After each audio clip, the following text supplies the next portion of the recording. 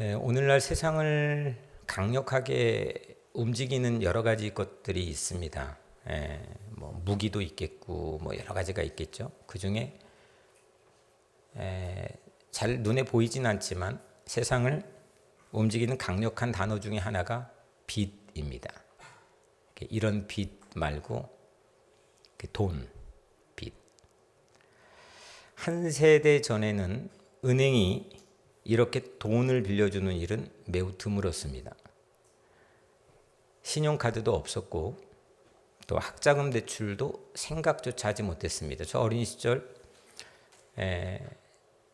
자녀를 대학 보내기 위해서 소 파는 것도 받고 논 파는 것도 곧잘 들었습니다.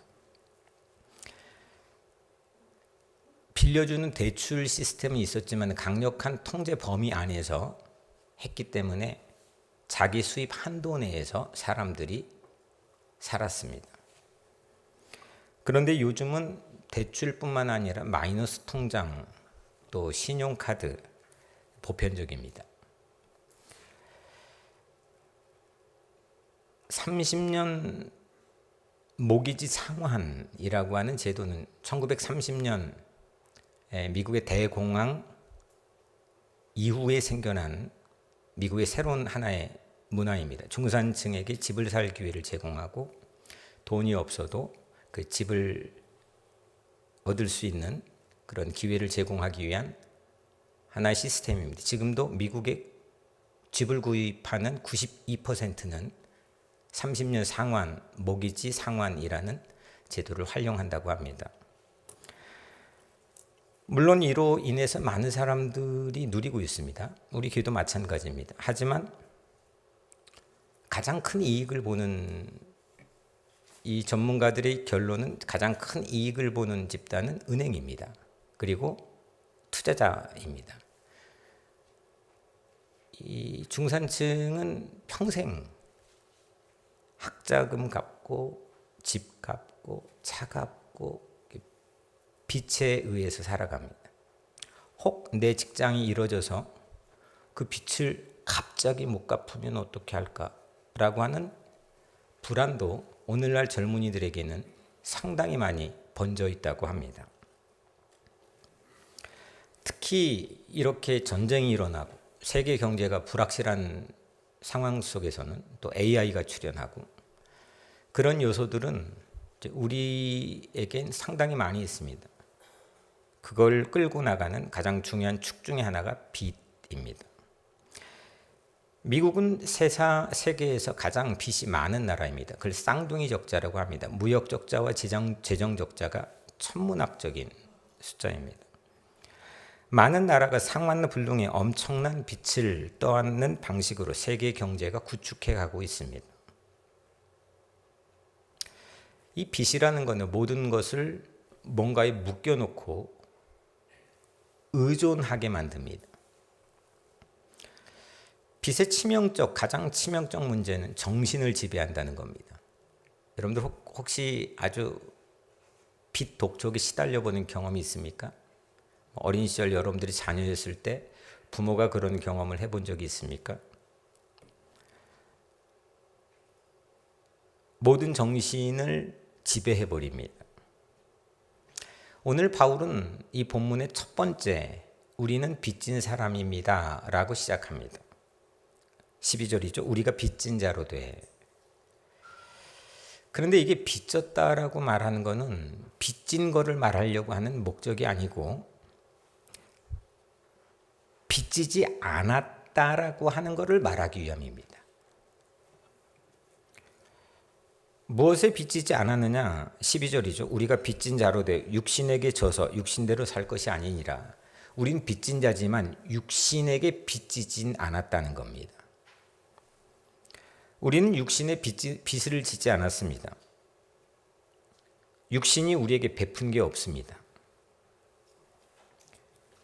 도리어 우리는 육신에게 매우 충성스러운 일을 합니다.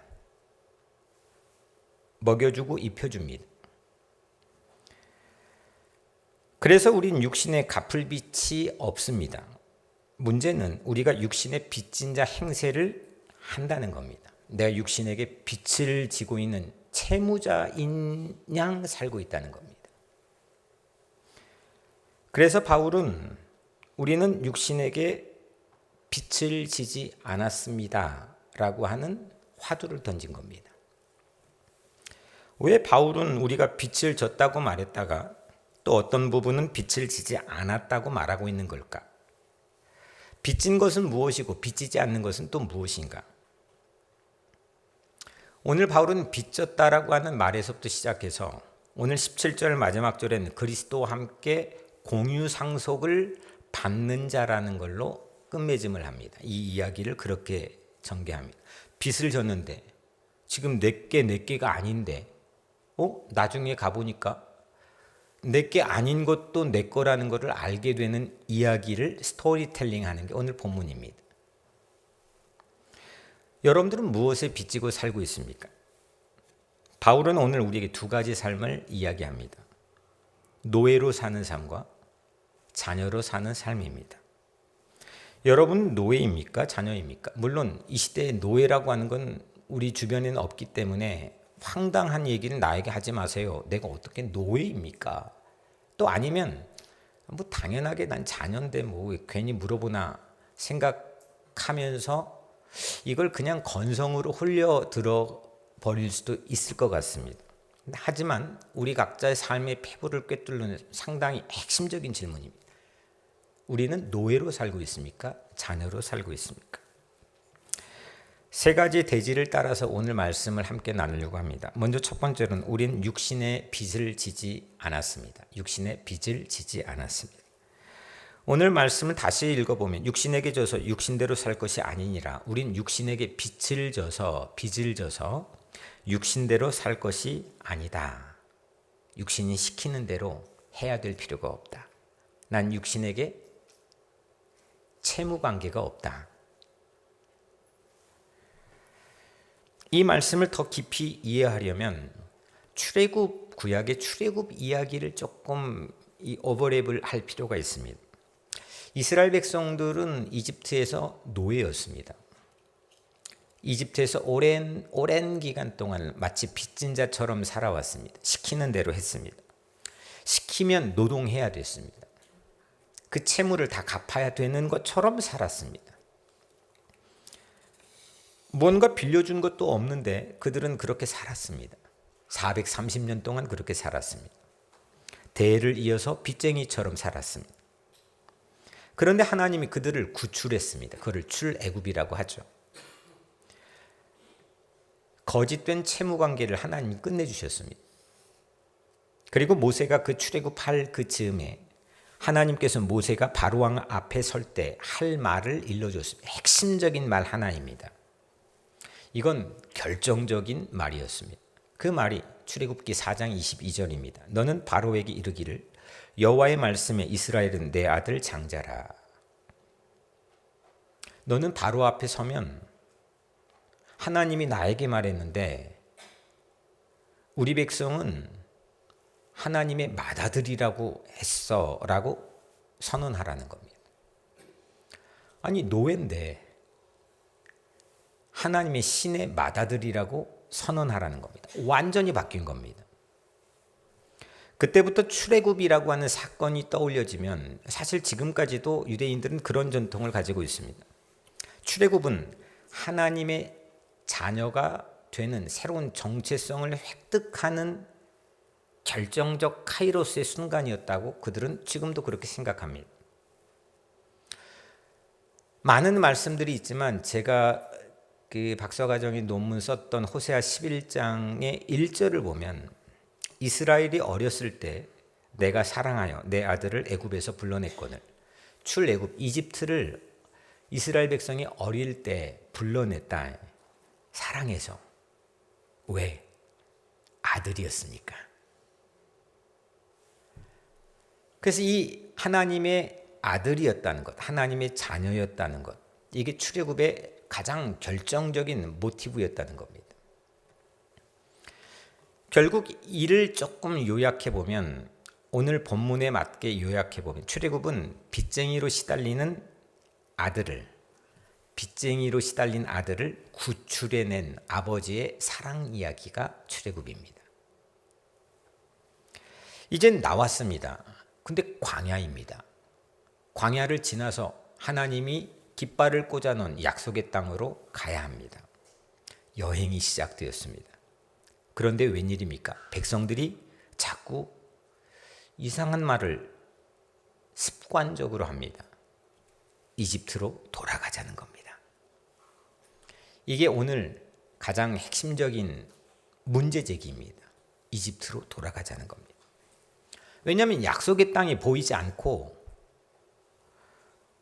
노예로 살았던 삶이 너무 익숙해 있습니다. 몸에 배어 있습니다. 나에게 가장 친숙합니다. 그리고 약속의 땅은 눈에 보이지 않습니다.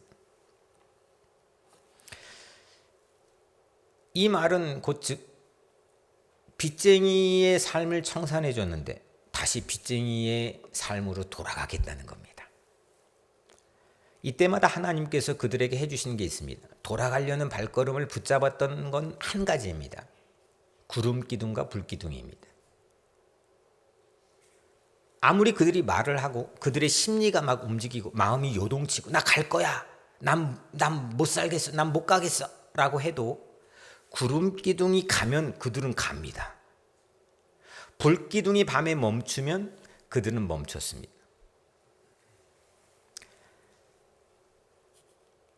뒤로 돌아가려는 발을 구름 기둥이 앞으로 밀게 했고, 뒤로 가려고 하는 그들의 요동치는 발을 불기둥이 붙잡아 두었습니다. 구름기둥과 불기둥은 약속의 땅을 상속받은 하나님의 자녀임을 느끼게 해주는 하나의 도구입니다. 아주 결정적 도구입니다. 그냥 하나님이 나를 불기둥으로 구름기둥으로 광야에서 인도해 주셨지, 뭐 이런 차원이 아닙니다. 사실 그 안에는 깊은 의미는 내가 노예였는데 하나님의 자녀로 불려줬어. 그래서 난 나왔어. 나는 채무 관계를 다 청산했어. 이제 난 새로운 나야. 난 이제 새로운 땅으로 가야 돼. 근데 갈 때마다 혼동이 되고 난 돌아갈 거야. 난 너무 불안해. 난 두려워. 할 때마다 아니야. 넌 하나님의 자녀야. 넌 하나님의 딸이야. 넌 하나님의 아들이야. 이거를 그들의 발걸음을 움직이고 멈추게 묶어뒀던 거는 구름기둥과 불기둥입니다. 고로 이 구름기둥과 불기둥은 그들의 정체성을 끊임없이 각인하고 느끼게 해주고 다시금 기억하게 해주는 매우 중요한 하나님의 소품입니다. 이 출애굽 이야기를 펼쳐놓고 오늘 로마서 8장을 읽어봅시다. 광야는 강력합니다. 그리고 육신은 자주 굴복합니다. 그 광야에서 육신은 누구나 예외 없이 매우 보잘것없고 연약합니다. 빚지지 않는 이집트, 난 빚을 진 건 없는데 마치 거기 가면 빚쟁이처럼 살아야 됩니다. 거기로 회귀하려고 합니다. 이 광야 같은 세상에서. 그러므로 바울은 우리가 육신의 빚을 지지 않았다라고 선언하는 겁니다. 여러분들은 육신의 빚을 지지 않았습니다. 여러분들은 이집트의 빚을 지지 않았습니다. 라고 선언하는 겁니다.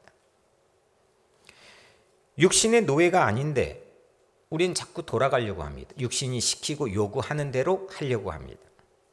그런데 우리가 하나님의 자녀, 노예가 아니고 난 하나님의 자녀라고 하는 것을 깨닫고 상속받을 약속의 내일로 나가게 하는 구름기둥과 불기둥은 오늘날 이 본문 안에서는 무엇입니까? 14절 무릇 하나님의 영으로 인도함을 받는 사람은 곧 하나님의 아들이라. 하나님의 아들은 어떻게 할 수 있느냐? 하나님의 영으로 인도함을 받는 겁니다. 하나님의 영, 성령께서는 오늘날 광야를 살아가는 우리들에게는 구름기둥과 불기둥 역할을 하시는 겁니다. 내가 하나님의 딸이고 하나님의 아들이라는 것을 깨닫고 각인하고 기억하고 그걸 누리고 꺼내어 내가 살아갈 수 있게 만드는 것은 성령께서 하신 성령 하나님의 영으로 인도함을 받는 사람이 하나님의 아들이니라 라고 했기 때문입니다. 그래서 우리의 구름 기둥과 불 기둥은 성령의 인도입니다. 성령이 우리를 인도하시면서 내가 하나님의 아들이지, 난 하나님의 딸이지를 생각하는 겁니다. 잊지 않는 겁니다. 성령은 우리가 누구인지를 또한 우리 자신에게 증언해 줍니다. 16절에 성령이 친히 우리의 영과 더불어 우리가 하나님의 자녀인 것을 증언하시나니, 성령이 하시는 일을 잘 보십시오. 성령은 친히 우리의 영과 더불어 나에게 말하는 겁니다. 내가 하나님의 자녀인 걸 나에게 증언해 준다는 겁니다.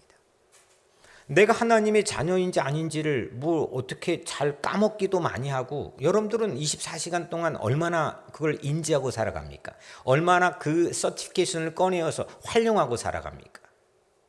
그걸 물어보면 그걸 부인하는 사람은 거의 없겠지만, 정말 하나님의 아들과 딸이라는 걸 내가 어떻게 알 수 있습니까? 내 마음이 어느 정도의 퍼즐로 내가 맞춰가지고 그걸 누리고 있습니까?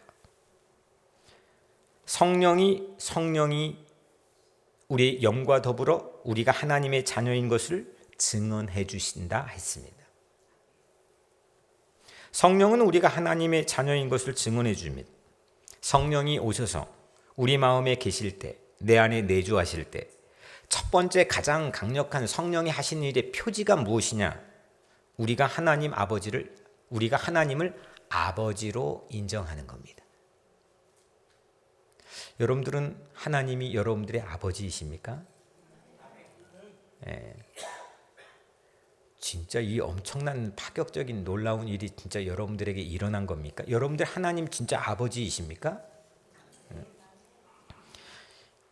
이걸 내가 아멘 했단 말이에요. 그리고 내 머릿속에는 그래, 그렇지, 우리 목사님 말하는 게 맞지, 옳소라고 했단 말이에요. 그걸 누가 하냐는 겁니다. 이 생각을 누가 갖게 했냐는 겁니다. 내가 어릴 때 나는 가문에서 그 기독교 가문에 태어났어요. 그게 그 개런티를 할 수 있느냐? 바울은 끊임없이 그 혈육으로 이루어지지 않는다고 얘기합니다. 내가 미션 스쿨에 가서 그런 커리큘럼에 내가 젖어들었는데 그게 나에게 영향을 줬어. 영향을 미칠 수는 있겠지만 그게 개런티를 할 수는 없습니다. 그 어떤 것도 마찬가지입니다. 한 가지, 성령, 그리스도의 영인 성령께서 우리에게 나는 하나님의 자녀야 라고 증언해 주신다는 겁니다. 그 증언이 여러분들에게 시시한 것이 안 되기를 바랍니다.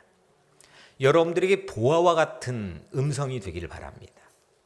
인지하지 못하고 성령이 나에게 뭘 말했나? 내가 불이 일어나고 특별한 어떤 체험들이 있어야 성령이 내 안에 있을 텐데 나는 성령이 없나 봐라고 생각할지는 모르겠지만, 성령이 하시는 가장 강력한 첫째 표지는 내가 하나님의 자녀라고 하는 것을 확신하는 겁니다.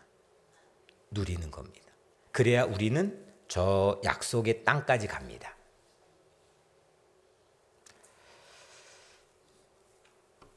15절엔 너희는 다시 무서워한 종의 영을 받지 아니하고 양자의 영을 받았으므로 우리가 아빠 아버지라고 부르짖느니라. 성령은 우리를 과거로 끌어가지 않습니다. 다시금 또 거기양 복잡한 빚쟁이의 삶으로 우리를 끌어가지 않습니다.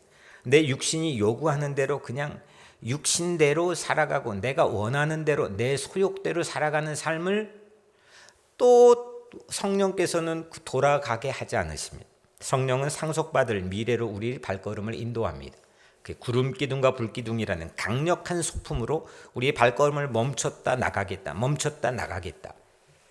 우리의 생각은 속도가 느릴지는 모르고 우리는 어떤 장애물 앞에서 주저앉아 있다 생각할지는 모르겠지만 성령께서는 우리를 그렇게 인도하신 줄로 저는 믿습니다. 우리가 성급해서 나는 이제 더 안 되겠어, 난 돌아갈 거야 라고 할 때, 난 여기서 뛰쳐나갈 거야, 나는 여기서 빠져나갈 거야 라고 할 때 불기둥처럼 성령이 우리의 발을 묶어주십니다.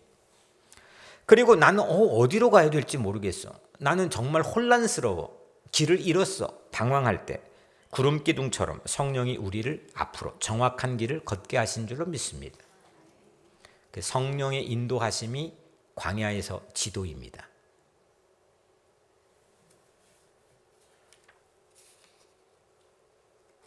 두 번째로 우리는 하나님의 그래서 자녀입니다. 오늘 15절에 너희는 양자의 영을 받았으므로, 우리가 좀 전에 읽었지만 양자의 영을 받았으므로, 이 양자 헬라어로는 휘오테시아스인데 이건 자녀가 되었다, 된다는 뜻입니다. 자녀를 낳았다는 게 아닙니다. 자녀가 된다는 뜻입니다. 이건 뭐예요? 입양이란 뜻입니다. 입양은 이스라엘이나 중동 사회에는 매우 희귀한 문화였습니다. 거의 없었습니다. 그런데 로마에서 행해졌던 법적 절차가 입양이었습니다. 군인에 나갔다가 전사를 해서 갑자기 그 군인에게 상속받을 자녀가 없다. 그러면 입양을 합니다. 로마 사회에서 가문을 유지시켜 나가는 가장 강력한 방법 중에 하나가 입양이었습니다. 근데 바울은 어느 시민권을 가지고 있었습니까? 로마 시민권. 유대인이었지만 로마 시민권을 가지고 있었습니다. 그 학문적 배경을 가지고 있었습니다. 바울에게 입양은 낯설지 않는 메타포입니다. 아버지가 입양된 자녀의 모두를 책임져 줍니다. 입양된 순간 이 자녀는 모든 게 바뀌어 버립니다. 저는 어릴 적 김득구, 박진우, 지금 언뜻 기억나는, 오늘 아침에 생각났던 이름인데 3명 이렇게 같은 학년인데, 김득구는 꼽추였습니다. 저보다 6살이 많지만 학년은 저보다 늘 초등학교 1학년입니다. 이 3명이 가끔 얘기를 하는데 뭔 얘기를 했던 게 생각나냐면, 우리의 로망이 누군가가 와서 입양이 되는 겁니다. 그래서 누군가가 나를 입양해 준다면 내 신세가 완전 바뀌어질 텐데, 여러분들은 입양되어 볼 가능성이 거의 없기 때문에 이 입양이란 어답션이라는 게 내가 입양을 할까라는 입장에서만 생각해 봤을 겁니다. 내가 입양이 되면은 어떻게 될지에 대한 생각은 할 기회가 많지는 않았을 겁니다. 물론 저는 거기에 들으면서 난 입양되는 게 내 삶의 희망이 아니었습니다. 그때까지만 해도 나를 버리고 갔던 아버지가 돌아와 나를 구출하는 게 내게는 유일한 희망이었습니다. 그래서 어서 돌아오라는 찬양은 저의 18번이었습니다. 그런데 그 친구들이 하는 입양에 관한 이야기가 아주 깊게 와 닿았습니다. 그 생짜 고아들입니다. 그냥 태어날 때 얼마 안 돼 버려진 아이들입니다. 그들에겐 삶의 출구가 입양이었습니다. 유일한 출구입니다.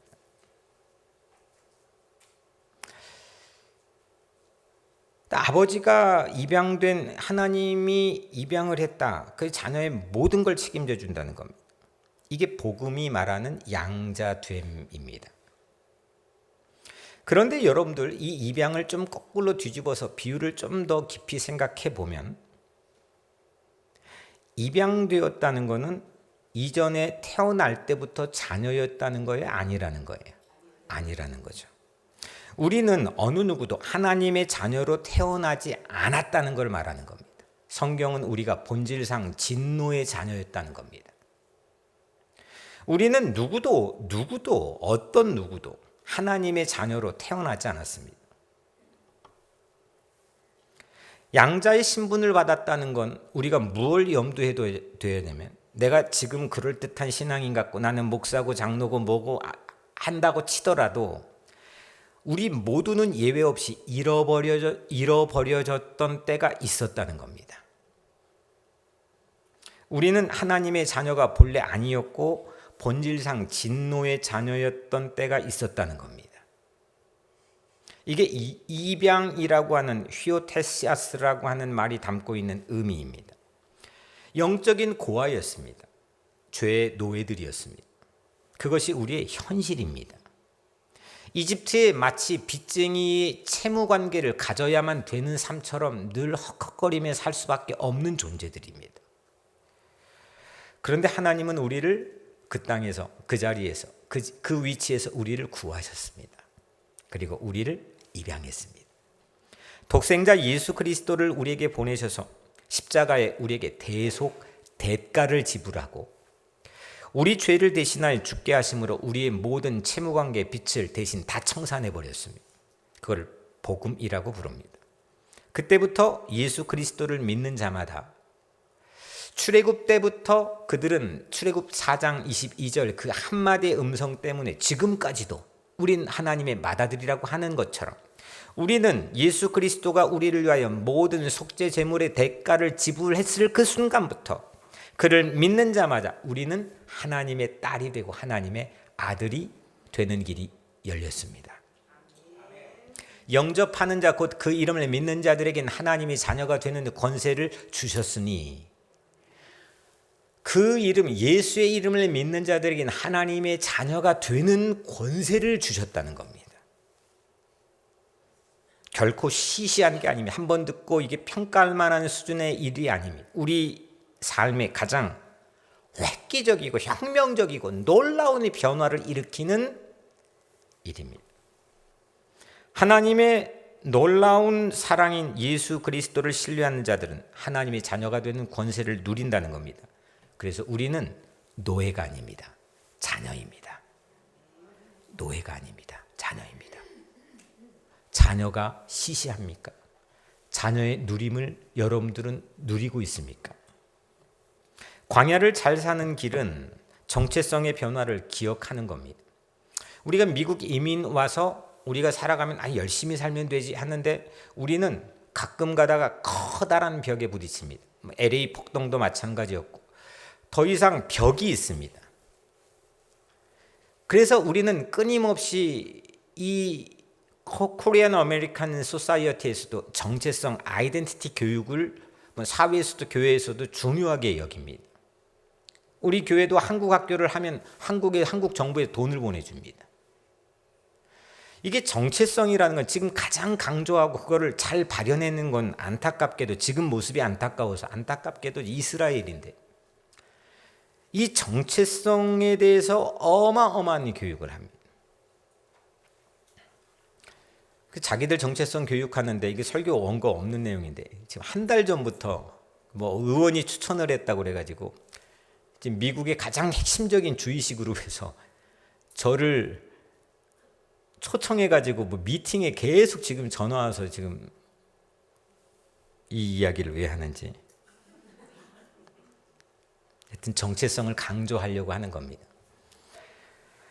광야를 잘 버텨내는 방법, 광야를 잘 이겨내는 방법, 저는 그랬습니다. 제가 몇 번 얘기했죠. 몇 번. 제가 어릴 때 고아원에 엄마 너무 보고 싶어서 무작정 서울에 처음 올라갔는데 하루 종일 헤매서 초음교에서 2층 상가 건물에 계시는 어머니 만났는데 거기서 엄마 품에서 자고 다음날 헤어지는데 2만 원 엄마 손에 신문 배달해서 언젠간 만나면 줄 거야 하고 지어주고 뒤도 돌아보지 않고 뛰었는데 제가 딱 올라갔던 벽이 지금은 허물어졌지만 호남 강남 고속버스 터미널 한 귀퉁이였습니다. 거기에서 저는 정말 눈이 오는 날 몇 시간을 울었습니다. 마치 홀린 것처럼 울었습니다. 너무 막막했고 너무 서러웠습니다. 그런데 그때 내게 들려줬던 감동과 음성이 바로 이겁니다. 넌 내 아들이다. 강하고 담대하라. 그걸로 그때부터 저는 한 축이 바뀐 겁니다. 정체성의 변화를 기억하는 것, 그게 우리의 국력이고 자산입니다. 우린 노예가 아닙니다. 우린 자녀입니다. 이게 여러분들 각자의 삶에 엄청난 영향을 주는 겁니다. 우리는 육신에 빚지지 않았습니다. 우리는 상속자입니다. 우리가 하나님의 친딸이자 친아들이라고 하는 이 개념, 내가 하나님의 친딸이고 친아들이래. 이 개념은 그리스도인으로 잘 살아가는 가장 강력한 주 연료입니다. 이 연료가 없으면 자동차가 멈춥니다. 겉모양은 문의는 크리스찬일지는 모르지만 실제는 못 가고 있습니다. 내 마음에 여러 생각들이 있을 수 있습니다. 그죠? 어떤 생각들은 내 안에 일반적 의식에서 뛰쳐나옵니다. 여기 안에 생각들의 파편이 얼마나 많습니까? 정리도 안 돼요. 막 누워있고 잠 자려면 잠도 안 와요. 막 생각들 때문에. 막 또 꼭 샤워할 때 막 생각이 나요. 막. 그리고 또 책 보려고 하면 생각이 나고, 성경을 읽다가 막 생각이 나고, 수없는 생각의 파편들이 내 안에 있습니다. 가장 강력한 거는 유전인자입니다. 그냥 부모, 할아버지, 할머니 때부터 내려오는 그 유전인자가 나를 가장 강력하게 움켜쥐고 있습니다. 또 하나는 내가 어릴 때부터 배워왔던 교육적 환경입니다. 그리고 내가 경험했던 내 삶의 범주입니다. 우리는 그 안에서 수많은 온갖 잡다한 생각들이 내 안에 있으면 뛰쳐나옵니다. 돌아가자는 생각도, 그냥 어때 가보자는 생각도, 오만 가지 생각들이 있습니다. 그런데 이 한편에 있지만 또 한편에 매우 결정적인 다른 어떤 것에서 나오는 생각이 있습니다. 그 생각이 바로 이겁니다. 16절, 성령이 친히 우리의 영과 더불어 우리가 하나님의 자녀인 것을 증언하시나니. 성령이 주는 생각입니다. 성령이 일하시는 생각입니다. 그 성령이 일하시는 가장 강력한 생각의 첫째 표지가 내가 하나님의 자녀라는 것을 알게 한다는 겁니다. 성령은 우리의 영과 더불어서 일하십니다.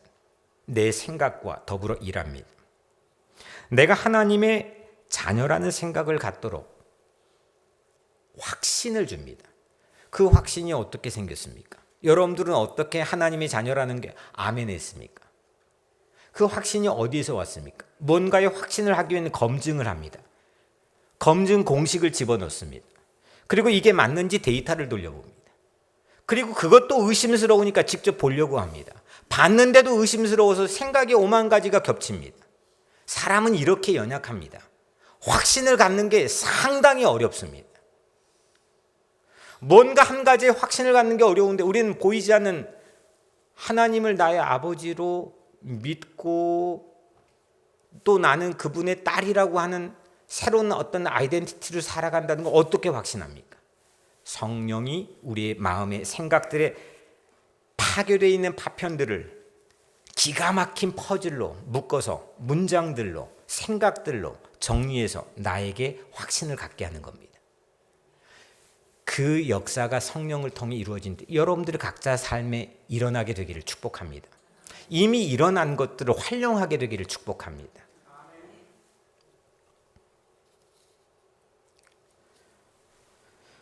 성령이 내게 말씀하시는 겁니다. 성령이 나에게 말하는 겁니다. 내 생각을 정리해 주는 겁니다. 성령을 향해 우리의 삶의 마음을 오픈하십시오. 성령이 하시는 일은 내가 하나님이 입양하신 딸과 아들이라는 음성을 들려주는 겁니다. 우리는 그 성령의 음성을 광야의 구름기둥, 불기둥처럼 인식해야 됩니다. 구름기둥이 한번 생각해 보십시오. 시나이 반도의 광야에서 좀 상상을 해봤습니다. 거기에 모든 게 붉은 빛입니다. 어디가 길이고 어디가 뭔지 아무것도 가늠할 수가 없습니다. 수 없는 사람들이 걸어갑니다. 그런데 구름기둥이 슉 하고 그들을 앞서 인도합니다. 밤에는 불기둥이 멈춰야 될 기가 막힌 장소에 멈춥니다. 성령께서 우리를 그렇게 인도하신다는 겁니다. 그리고 성령의 인도함을 통해서 우리는 하나님의 자녀라는 것을 인식하고 확신할 수 있게 된다는 겁니다. 내가 하나님의 자녀라는 것이 믿어지는 것이 가장 미스테리 아닙니까? 어떻게 믿어집니까? 이 신비로운 은혜가 여러분들의 삶에 있다고 하는 사실 자체가 여러분들에게는 환희가 되기를 주의 이름으로 축복합니다. 성령은 우리 안에서 나의 정체성을 확인시켜 줍니다. 내가 누군지. 아무리 실패할 때도 넌 안 돼라고 아무리 손가락질을 받을 때에도 넘어졌을 때도 스스로 정죄할 수밖에 없을 때에도 성령은 우리 마음에 말씀합니다. 너 버려진 사람 아니야. 너 버려진 사람 절대 아니야. 너 하나님의 자녀야. 성령이 그렇게 여러분들에게 말씀해 주시는 것 들려지기를 축복합니다. 마지막으로 세 번째로 우리는 자녀로서 느끼는 프리빌리지가 있습니다. 특권이 있습니다. 17절에 자녀이면 상속자 곧 하나님의 상속자요 그리스도와 함께한 상속자니, 오늘 본문의 15절, 16절, 17절 이 세 절에 7가지의 하나님의 자녀가 누리는 특권들이 있습니다. 7가지. 놀라운 특권입니다. 하나하나가 다. 그러니까 여기서 한 두세 개만 빼서 써도 여러분들 괜찮은 장사할 겁니다. 먼저 첫 번째로 안전입니다. 15절에 다시 무서워하는 종의 영을 받지 아니하고, 다시 무서워하는 종의 영을 받지 아니하고, 빚, 돈, 누군가의 채무 관계가 있는 빚, 이건 우리를 두렵게 합니다. 그리고 계속 끌려다니게 합니다. 내 마음대로 못합니다. 겉으로 근사해 보이죠. 다 마음대로 못하는 인생들의 수두룩박적입니다. 권력을 잡은 자도 마찬가지고 돈이 있는 자들도 마찬가지입니다. 마음에는 마음대로 못한다는 건 불안합니다. 끌려다닙니다. 쫓기게 됩니다. 눈치 봅니다. 소유를 잃을까, 직장을 잃을까, 빚진 자처럼 살게 됩니다. 그런데 하나님의 자녀는 안전한 줄로 믿습니다. 하나님이 다시 무서워하는 종의 영을 받지 아니하고 양자의 영을 받는, 하나님은 안전하십니다. 하나님 안에 거하면 안전합니다. 두 번째는 권세입니다. 자녀가 누리는 두 번째 특권은 권세입니다. 15절에 양자의 영을 받았으므로, 종은 어떤 권세도 없습니다. 종은 지 맘대로 하면 큰일 납니다. 종은 시키는 대로 합니다. 시키는 범주 안에서만 움직입니다. 그러나 자녀는 권세가 있습니다. 권세가 있으면 그래서 시키는 범주를 넘어섭니다. Beyond borderline. 그래서 창의적이게 됩니다. 새로운 것들을 보게 됩니다. 사람을 봐도, 환경을 봐도, 일어난 일을 봐도 창의적이게 됩니다. 여러분들 각자 삶에서 이 자녀의 권세를 누리십시오. 세 번째는 친밀합니다. 친밀함입니다. 15절에 우리가 아빠 아버지라고 부르짖느니라. 성령에 힘입어서 우리는 하나님을 아버지를 넘어서서 아빠 이렇게 부른다는 겁니다. 저는 사실 어머니를 초등학교 이후에 엄마라고 불러본 적이 거의 없는 것 같습니다. 아니, 없습니다. 안 됩니다. 아빠라고는 아버지도 불러본 적이 거의 기억이 나지 않습니다. 안 됩니다, 잘. 근데 하나님은 아빠라고 됩니다. 그게 놀라운 힘입니다.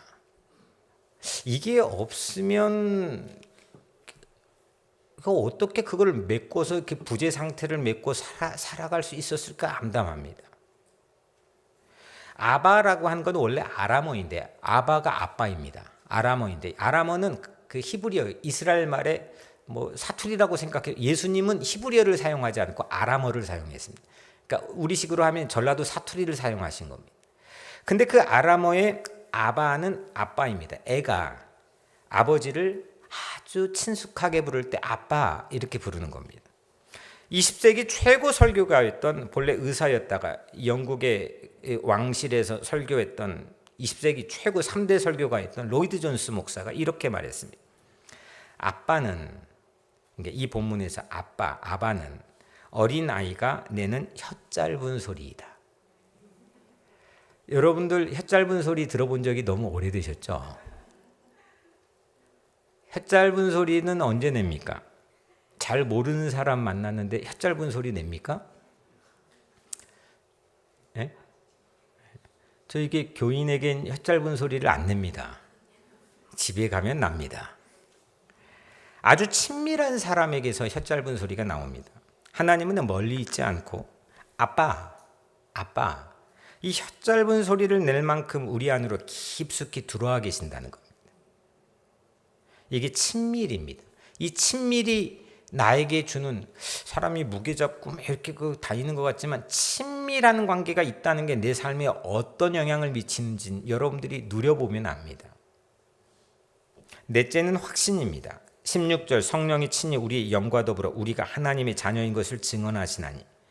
성령은 우리가 하나님의 자녀라는 것을 우리 생각에 증언을 계속 해주신다 그랬죠. 그리고 확신에 이르게 합니다. 확신에 내가 하나님의 자녀라는, 그래서 그러면 증언을 해주셨으니까 그 증거는 내 안에 있는 겁니다. 증언을 했으니까 증언을 들은 건 내 마음이고 생각 아닙니까? 그 증거를 갖는 자가 됩니다. 그래서 예수님은 우리에게 땅끝까지 이르러서 증인이 되라고 한 겁니다. 다섯 번째로 상속입니다. 상속권. 17절 자녀이면 상속자 곧 하나님의 상속자요. 상상할 수 없는 미래를 하나님은 우리를 위해 준비해 주셨습니다. 상속받는 겁니다. 미래의 상속이 있는 삶과 과거의 빚에 찌든 삶 중에서 어느 삶을 여러분들은 원하십니까? 상속자가 되십시오. 여섯 번째로 단련입니다. 17절 우리가 고난도 함께 받아야 할 것이니라. 좋은 아버지는 자녀를 그냥 방치하지 않습니다. 끊임없이 적정 레벨 수준에 단련합니다. 강해지게 합니다. 그게 사랑입니다. 후에 더 큰 고난을 초래할지도 모르게 될 행동을 하지 않도록 감당할 만한 고난으로 단련하게 합니다. 이게 자녀에게 하는 거지 못 모르고 아무나 그렇게 단련시키지 않습니다. 일곱 번째 마지막 닮아감입니다. 17절 그와 함께 영광을 받기 위하여 고난도 함께 받아야 할 것이니 함께 받는 겁니다. 부부는 닮아간다고 합니다. 희한합니다. 거의 닮아갑니다. 같이 살면, 같이 경험하면 닮아갑니다. 그리스도도 마찬가지로 그리스도와 함께 고난도 받고 그리스도와 함께 영광도 받고 그리스도를 한 가족으로 닮아가는 겁니다. 이게 자녀가 누리는, 옆에 있어서 같이 사는 사람이 누리는 가장 큰 특권입니다.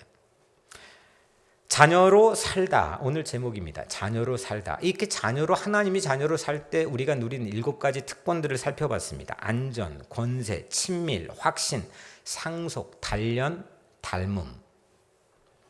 우리는 육신에 빚지지 않았습니다. 한편 우리는 빚졌습니다. 우리가 빚진 자로 돼라고 시작합니다. 우리는 빚졌습니다. 하나님의 사랑에 빚졌습니다. 사랑의 빛을 아는 자가 은혜를 사는 겁니다. 은혜를 살다 핵심은 그래서 자녀를 살다입니다. 자녀로 살다, 자녀를 살다, 자녀로 사는 좋은 이야기 하나가 오늘 마지막으로 있습니다. 탕자가 있죠. 탕자는 아버지를 버리고 떠났습니다. 무도합니다. 아버지가 죽지도 않았는데 상속받을 유산을 달라 했습니다. 근데 나가서 상속받은 유산 다 날려버렸습니다. 그리고 결국 돼지 우리까지 이르렀습니다. 정신이 번쩍 났습니다. 막상 집에 가려고 하니까 탕자는 그 순간 아버지의 아들로 불릴 만한 자격이 없다라고 생각합니다. 그래도 염치가 있었습니다. 그래서 그는 이런 생각을 고백합니다. 성경에 나와 있는 표현으로는 품꾼으로라도 내가 받아들여지면 좋겠다는 심정입니다. 그렇게 돌아갑니다. 우리도 탕자의 이 태도로 하나님께 나갈 때가 많습니다. 난 하나님의 자녀가 될 만한 가치가 내 안에 없어. 난 알아. 나 잘 알거든. 없잖아. 뭐가 보여? 그래도 일 잘하면 품삯 주시겠지? 기도 잘하면 지켜주시겠지?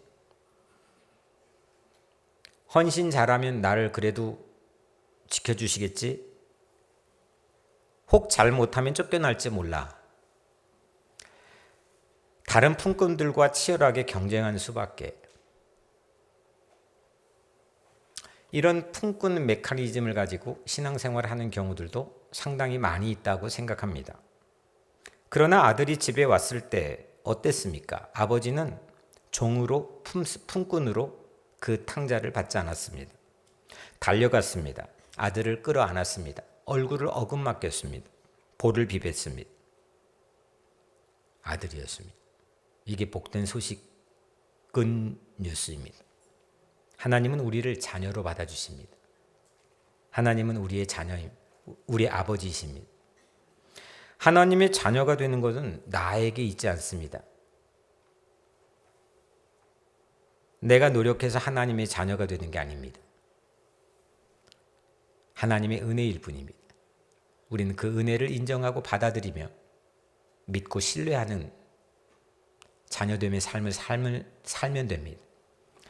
사랑하는 여러분, 우리는 노예가 아닙니다. 빚쟁이가 아닙니다. 우리는 하나님의 자녀입니다. 지금 내 안에 혹시 나는 그래 하나님의 자녀야. 나는 하나님의 자녀야. 하나님은 내 아빠야. 내 아빠가 20년 전에 돌아가셨어. 10년 전에 돌아가셨어. 내 아빠가 나를 버리고 갔어. 내 아빠가 어린 시절에 나를 학대했어. 그거에 묶여 있지 않고 하나님이 내 아빠야. 내 아빠는 하나님이야. 나는 그분의 아들이고 딸이야.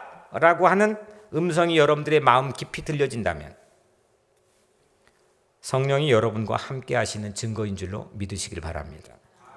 하나님의 자녀가 되십시오. 하나님의 자녀로 사십시오.